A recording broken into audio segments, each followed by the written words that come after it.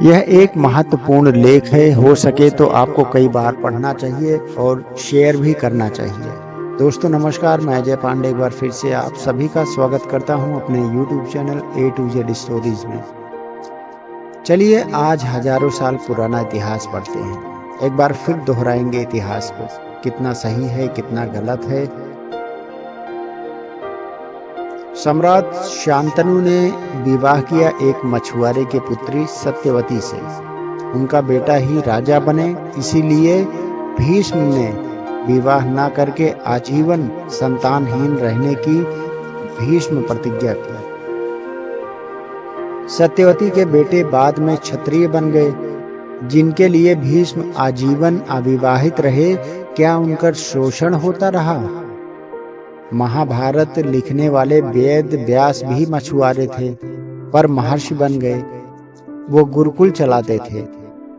विदुर, जिन्हें महापंडित कहा जाता है, वह एक दासी के पुत्र थे। हस्तिनापुर के महामंत्री बन गए। उनकी लिखी हुई विदुर नीति राजनीति का एक महान ग्रंथ है, जैसा आप जानते भी होंगे।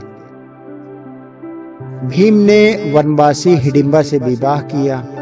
श्री कृष्ण दूध का वेद व्यास यानी कि व्यवसाय करने वालों के परिवार से थे। उनके भाई बलराम खेती करते थे, हमेशा हल साथ रखते थे। यादव क्षत्रिय रहे हैं, कई प्रांतों पर शासन किए। उनमें से ही एक श्री कृष्ण सबके पूजनीय हैं। गीता जैसा महान ग्रंथ विश्व को उन्होंने दिया। राम के साथ वनवासी निषाद राज गुरुकुल में पढ़ाते थे। उनके पुत्र लवकुश महर्षि वाल्मीकि के गुरुकुल में पढ़े, जो वनवासी थे। तो ये तो तय हो गई वैदिक काल की बात। स्पष्ट है कि कोई किसी का शोषण नहीं करता था, सबको शिक्षा का अधिकार था। कोई भी उच्चतम पद पर पहुंच सकता था अपनी योग्यता के अनुसार। वर्ण सिर्फ काम के आधार पर थे, जो बदले जा सकते थे। उसे ही आज इकोनॉमिक्स में डिवीजन ऑफ लेबर कहते हैं। ऐतिहासिक साक्ष्यों के आधार पर प्राचीन भारत की बात करें तो भारत के सबसे बड़े जनपद मगध पर जिस नंदवंश का राज रहा हो, वो जाति से नाई था। नंदवंश की शुरुआत महापद्मानंद ने की थी, जो कि राजा का नाई बना। बाद में वह राजा बन गया, फिर उसका बेटा भी राजा बना। इतिहास में सभी क्षत्रिय ही कहलाए थे। उसके बाद मौर्य वंश का पूरे देश पर राज हुआ, जिसकी शुरुआत चंद्रगुप्त से हुई, जो एक मोर पालने वाले परिवार से थे, और एक ब्राह्मण चाणक्य ने उन्हें प्रशिक्षित कर अखंड भारत का सम्राट बनाया। 1506 वर्षों तक भारत मौर्य के नेतृत्व में आगे बढ़ा। फिर गुप्त वंश का शासन आया, जिसका आरंभ व्यवसाय, घोड़ों का व्यापार और अस्तबल चलाना था। 140 वर्षों तक देश पर गुप्त वंश का शासन रहा। यह वह गुप्त वंश था जिसके कालखंड को भारत का स्वर्णिम युग कहा जाता था। केवल पुष्यमित्र शुंग के 36 वर्षों के राज को छोड़कर 92% भारत समय प्राचीन भारत में शासन उन्हीं का रहा, जिन्हें आज दलित और पिछड़ा कहते हैं। तो शोषण कहाँ और किसका हुआ दोस्तों? स्पष्ट है कि यहाँ भी कोई शोषण वाली बात नहीं रही। फिर शुरू होता है मध्यकालीन भारत का समय, जो 1200 से 1750 तक मानी जाती है। इसी कालखंड में भारतीय भूभाग इस्लामिक शासन द्वारा बदलित किया गया।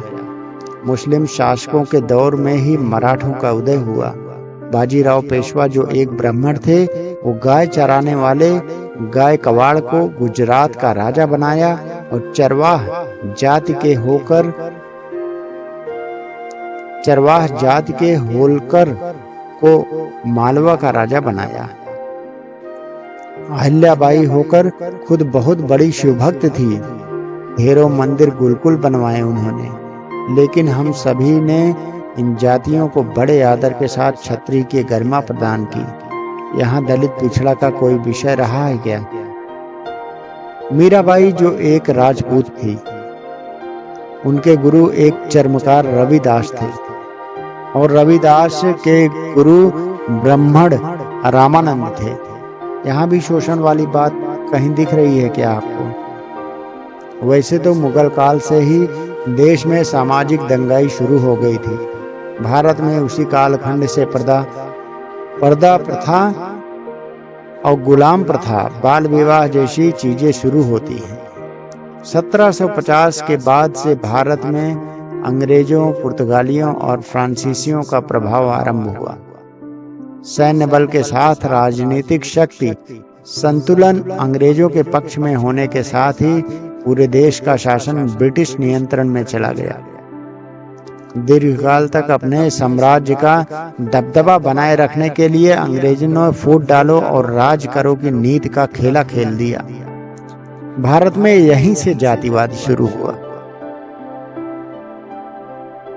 अंग्रेज अधिकारी निकोलस डार्क की किताब कॉस्ट ऑफ माइंड में मिल जाएगा कि कैसे अंग्रेजों ने भारत में जातिवाद और छुआछूत को विकसित किया और कैसे चालाक भारतीय नेताओं ने अपने स्वार्थ के लिए इसका राजनीतिकरण किया।